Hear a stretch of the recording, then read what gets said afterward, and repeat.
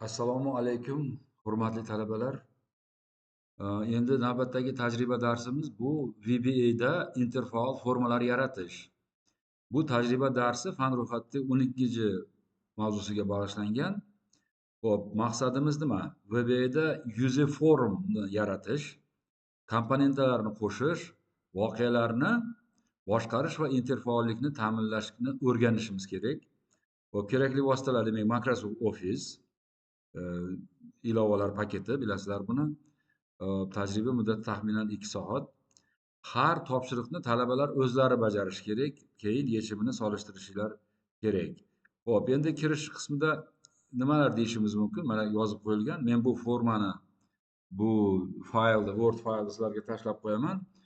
Xo'p, demak, user forma, foydalanuvchi formasini o'zini yaratish uchun demak insert user formga kirishimiz kerak ekan. Keyin komponentlar toolboxdan qo'shiladi debdi mana. Label, textbox, command button, combox va boshqalar qo'shiladi. Voqealar element bosilganda yoki o'zgarganda ishlaydi. Masalan, click, change degan nimalar. Kod yozish. Kod yozish, keling buni ham semirtirib qo'yaylik. Hop, kod yozish demak ana shu tegishli voqeaga nima qilishimiz kerak bo'ladi? Kod yozishimiz kerak. Demak, dizayn onasida tegishli element 2 marta bosib, voqea kodini yozishimiz lozim bo'ladi. Xo'p, keling endi biz VBA muhitiga kiraylikda, biz hozir shuni bajarishga harakat qilib ko'raylik, bajarib ko'raylik. Qolgan qismini o'zinglar demak bajarishinglar joiz bo'ladi. Xo'p, men hozir buni pastga olib qo'yib turayda. Demak, hozir biz mana shu joydan kirib, bizni nimamizga kiraylik. Mana shu asosiy papka ajratib qo'yganman sizlar uchun. Xo'p, demak, keling hozir mana shu yerda biz tajriba 12 degan bir Excel fayl ochaylik masalan. Tajriba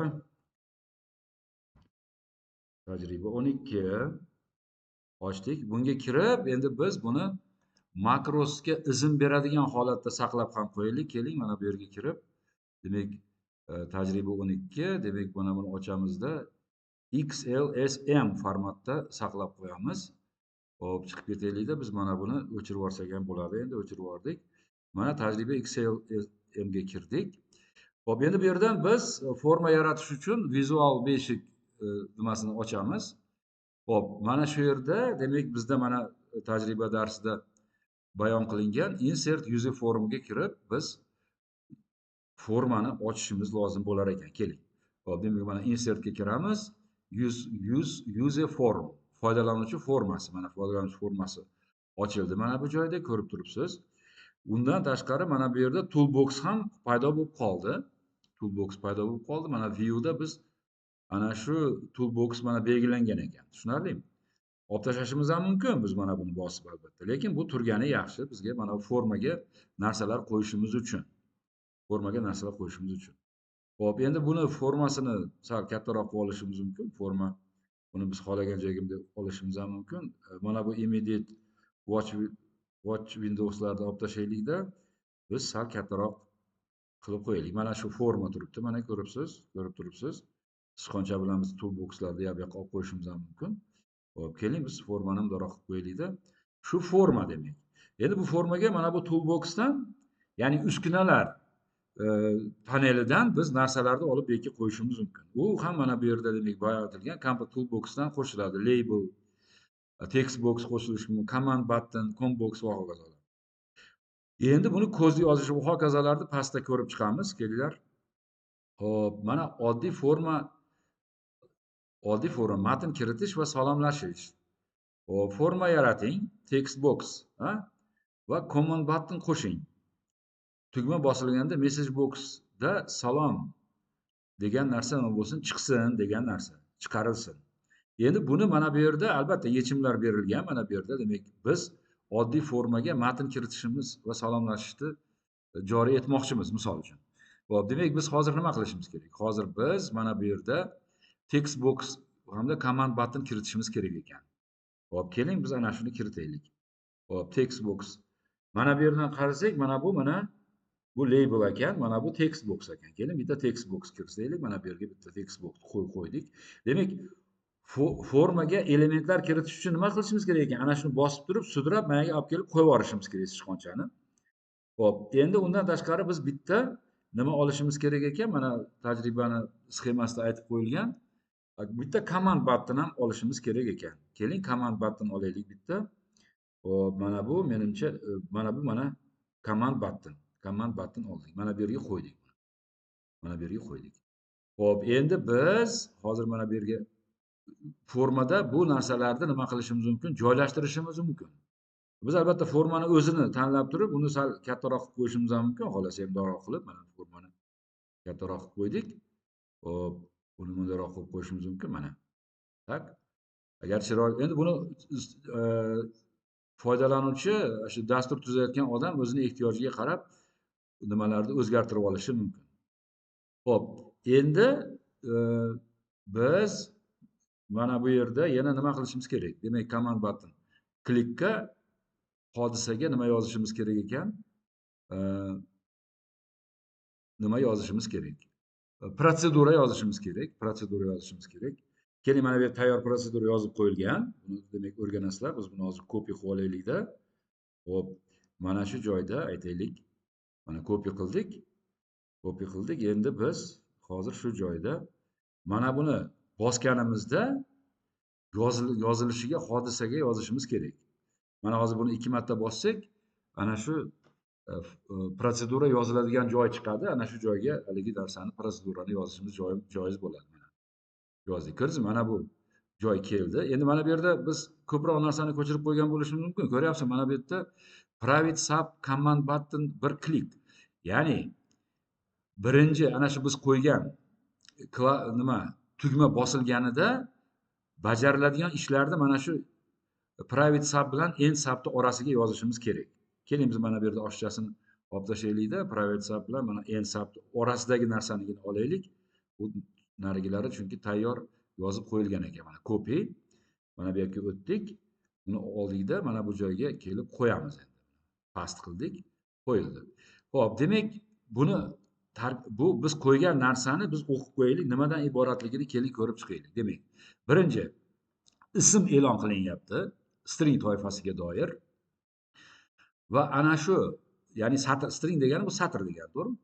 Satr toifasiga oid ism degan o'zgaruvchi e'lon qilinyapti va unga text box 1 ning qiymati berilyapti.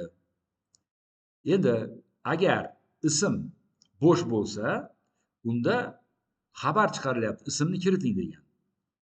Aks holda bo'sh bo'lmasa, text box bo'sh bo'lmasa, salom deb turib, salomdan keyin shu biz kiritgan ismni chiqarib berar ekan message boxga. Xo'p, mana shu protsedura. Mana shuni ishlashini biz ko'rib chiqaylik endi. Bu shu button command button 1 degan tugma bosilganda bajariladigan narsa. Xo'p, keling biz buni ishga tushiraylik mana. Mana ko'rdingiz, ishga tushdi. Ishga tushdi. Mana buni bossak, mana hozir user form, mana bu text box bo'sh turibdi. Bo'sh turganligi uchun text kiriting degan narsa chiqish kerak bizga mana. Ism kiriting debdi. Mana OK deb bosaylik-da, keling biz mana bu yerga endi ism kiritaylik. Xo'p, mana men o'zimni ismimni kirityapman. Aytaylik. Jamoliddin Abdurahmonov.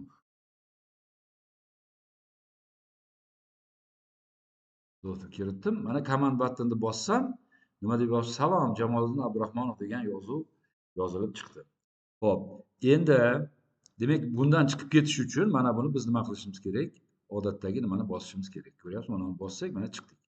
Xo'p, endi biz mana bu formani, albatta, formani bezash ishlarini va hokazo ishlarni amalga oshirishimiz mumkin albatta. Biz hozir mana bu yerga formaga yana boshqa narsa qo'yishimiz ham mumkin. Mana buni o'rtaroqqa joylashtirib, hop, aytaylik, mana buni ham bundoqroqqa joylashtirishimiz mumkin-da. Mana tepasiga foydalanuvchiga nima? Ism kiritiladigan joy degan bitta narsani qo'shib qo'yishimiz ham mumkin shu joyga. Mana labelni olamizda mana bu yerdan. Labelni olib turib, mana labelni olib mana bu yerga qo'yaylik-da. Mana label 1 debdi. Label 1 tanlangan turgan paytida biz mana bu tomondan, mana properties oynasidan biz bu labelni captionini o'zgartirishimiz mumkin. Xo'p. matn ismingizni kiriting deb yozib qo'yishimiz mumkin. Ismingizni kiriting yoki ism kiritiladigan joy deb qo'yishimiz ham mumkin edi. Mana ko'rdingizmi, mana bu o'zgardi. Biz albatta buni mana bundoqqa kelib ism kiritiladigan joyni shu joyga belgilab qo'yishimiz mumkin ekan. Keling, bundoq qilaylik. Mana foydalanuvchi ko'rinishi uchun. Xo'p, endi mana bu yerga ism kiritiladi. Mana ismingizni kiriting degan yozuv hosil bo'ldi. Endi mana bu narsa hop ismni olish amali edi. Mana bu to'g'rimi? Mana bu command button bir bu mana inglizcha bo'lib turibdi bu yerda. Hozir buni ko'raylik-da. Hozir mana command buttonga o'tadigan bo'lsak, ko'ryapsizmi? Name'i ismi command button bir ekan. Ya'ni dasturni ichida, kodni ichida ishlatiladigan nomi shu. Shuningdek, caption ham nima? Command button bir degan narsa mayda turibdi. Biz shuni o'zgartirishimiz mumkin, captionni. Ya'ni nomini, ustidagi yozuvni o'zgartirmoqchi bo'lsak, o'zgartirishimiz mumkin. Mana o'chirib olib, biz captionga nima deb qo'yishimiz mumkin? Ismni olish amali deb yozib qo'yishimiz mumkin. Keling, ismni olish deb yozib qo'ydik. Xo'p, mana enterni bosmasak ham mana o'zi chiqib qoldi darhol, to'g'rimi? Endi buni ismi lekin mana bu yerda name command button bo'lib turibdi baribir. Tushunyapsizlarmi? Dasturdagi ishlatiladigan ismi mana kattaroq qilib ko'radigan bo'lsak, command button bir bo'lib qoldi. Faqat ustidagi yozuvnigina biz nima qildik? O'zgartirdik. Endi biror mana shu qo'yilgan formani ustiga qo'yilgan mana bu narsalar elementlar deb ataladi, ha? Uskunalar deyiladi. Mana shu qo'yilgan uskunalarni ustiga kelib bosganimizdan keyin properties oynasida, mana bu yerda properties oynasi turibdi. Mana shu properties oynasida shu tanlangan elementga xos bo'lgan xossalar keladi. U xossalar ham juda ko'p ekan, mana ko'ryapsizmi? U xossalarning ichida buni rangini o'zgartirish va hokazo degan hamma narsa shu yerda bor. Xo'p, demak, biz buni nima qilishimiz mumkin? Tajriba o'tkazib, sinab ko'rishinglar mumkin bularning hammasini. Hamma imkoniyatlar bor. Endi qaysi elementni tanlasak, shu elementga doir xossalar keladi. Mana text box keldi, to'g'ri? Mana buni ustiga bossak, mana command button degan yozuv keldi, ana shuni xossalari keldi. Formani o'ziga bossak, nima keladi? Formani o'zini xossalari keladi. Bu yerda ham mana caption bor, user form birda. Ismi ham user form bir ekan, caption, ya'ni sarlavhasi ham shu ekan. Keling, sarlavhasini biz nima qilishimiz mumkin? O'zgartirib qo'yishimiz mumkin. Hop, keling, formalar bilan ishlashga misol deb yozib qo'yaylik mana. Forma bilan ishlashga oid misol deb yozib qo'ydik. Mana ko'rdingizmi? Demak, biz o'zimiz dasturni nima qilishimiz mumkin ekan? O'zimiz xohlagancha o'zgartirishimiz mumkin ekan. Xo'p, keling endi buni ishlatib ko'raylik. Mana ishlatdik. Mana macroname deb yozib chiqdi. Men tushunmadim hozir. Demak, hozir mana buni ishlatishimiz kerak edi. Mana buni ishlataylik. Keling, mana kodga o'tib, mana ishlatdik. Xo'p, mana forma bilan ishlashga oid misol deydi mana. Ko'rdingizmi? Sarlavhasi o'zgardi. Endi ismingizni kiriting degan yozuv yozilib chiqibdi. Mana yerda ismni olish deb yozib. Xo'p, misol uchun aytaylik, yozib qo'ydik. Farhod deydi. Mana bu ismni olishni bossak, salom Farhod degan message boxda nima paydo bo'ldi? Ism paydo bo'ldi. Yozuv paydo bo'ldi. Bu bevosita ana shu bizni mana bu dasturimizni bajarilishini bildiradi. Buni o'rganib chiqasizlar. Endi undan tashqari hozir bu yerda mana ko'rib turibsiz. Mana birinchi misolda men hozir ishlab berdim, matn kiritish va salomlashish. Bu yerda ikkinchi topshiriq nimadan iboratdi? Forma bilan hisoblash, ikki sonni yig'indisini topish. Forma orqali hisoblashni o'rganinglar. Tanlov formasi, combo box bilan tanlash. Combo box ham mana shu mana bu joyda bor albatta. Mana bu formaga o'tadigan bo'lsangiz, mana bu toolboxda combo boxlar bor. Unda ustiga kelsangiz o'zi ko'rsatadi combo box qaysiligini. Mana combo box deb ko'rdingiz? Mana bunda ustiga kelib birpasda list box, mana bu check box, mana bu option button. Ba'zi bir boshqa dasturlash muhitlarida buni radio button ham deb ataladi. Va hokazo. Mana shunaqangi bir qancha uskunalar bor. Siz bu uskunalarni formani ustiga qo'yib, turli xil murakkablikdagi dasturlar yozishingiz mumkin.